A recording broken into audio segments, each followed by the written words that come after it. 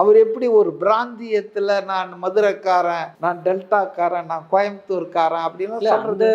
ஆரிஜினும் அந்த பகுதியை சேர்ந்தவர் அப்படின்றதுனால அப்படி பேசக்கூடாதுங்க. பொதுவெளியில you are a chief minister, either you are a chief minister of the state or opposition, leader of the opposition. அப்போ you represent the whole Tamil Nadu population. உங்களை யாரும் கேட்கல, நீங்க எங்க பிறந்தீங்கன்னு கேட்கல யாரும். அதனால வந்துங்க, ஆக்சுவலா அவர் பிறந்ததே சென்னையில தான் இருக்கும்னு நினைக்கிறேன். இந்த டெல்டாலலாம் அவங்க அப்பா இருந்திருப்பாரு, அவங்க தாத்தா இருந்திருப்பாரு அந்த ஏரியால.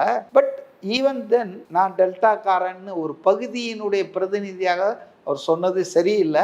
ஆனா அதை தான் அவர் சொல்லி சரியில்லைன்னு சொல்ல விஜயை பொறுத்த வரைக்கும் இது என்னுடைய விமர்சனம். விஜய் என்ன சொன்னார்னா, நான் அந்த மாதிரிலாம் எதுவும் சொல்ல விரும்பல, ஆனா உருப்படியா ஏதாவது செய்யணும். டெல்டாக்காரன் சொல்றவரு ஆட்சியில கொள்முதல் பண்ண அந்த நெல்லாம் மழையில பாதுகாக்கப்படாம போனதால முளைச்சி வெளியே வந்த காட்சியெல்லாம் நம்ம பார்த்தோம். ஏன் எதுக்கோ செலெல்லாம் வைக்கிறோம், என்னென்னவோ பண்றோம். ஆனா ஏன் கொள்முதல் கூடங்கள் பாதுகாப்பா அந்த நெல்லெல்லாம் வாங்கி வைக்கிறதுக்கு? ஏன்னா ஒரு நெல் கொள்முதல் வரைக்கும் வருதுன்னா அது ஒரு 6-7 மாசம் உழைப்பு இருக்கு, விவசாயினுடைய உழைப்பு. அது ஒரு நாள் மழையிலேயே போயிடுதுன்னு சொன்னா எவ்வளவு பெரிய கொடுமை.